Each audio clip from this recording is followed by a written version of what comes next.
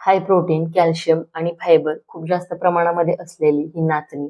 तर त्याचपासून आज आपण नाचणीचं सत्व कसं बनवायचं ते बघतोय. तर इथं अर्धा किलो नाचणी घेतली, स्वच्छ धुवून घ्यायची.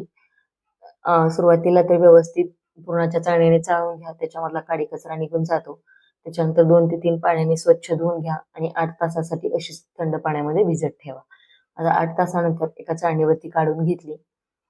आता व्हिडिओमध्ये दाखवते तसं त्याला मध्ये याला खड्डा करून घ्या, जेणेकरून नाचणीमधलं सगळं पाणी ड्रेन होऊन निघून जाईल. आता अशी चाळणीवरती 2 दिवस झाकून ठेवून दिली. याच्या व्यतिरिक्त तुम्ही कपड्यामध्ये सुद्धा बांधून ठेवू शकता. आता 2 दिवसानंतर नाचणीला मस्त असे मोड आलेत. आता याच्यापेक्षा जास्त मोड नाही येऊ द्यायचे. नाहीतर नाचणीपासून जास्त पीठ पडत नाही आणि जे पडतं ते सुद्धा कडवट होतं. आता 2 दिवस छान अशी कडकडीत उन्हामध्ये वाळवून घेतली. त्याच्यानंतर छोट्याशा आटा चक्कीवरून मी दळून आणली गिरणीमधून आणि एकदम मस्त आणि नैसर्गिक असं नाचणीचं सत्व आपलं तयार झालं.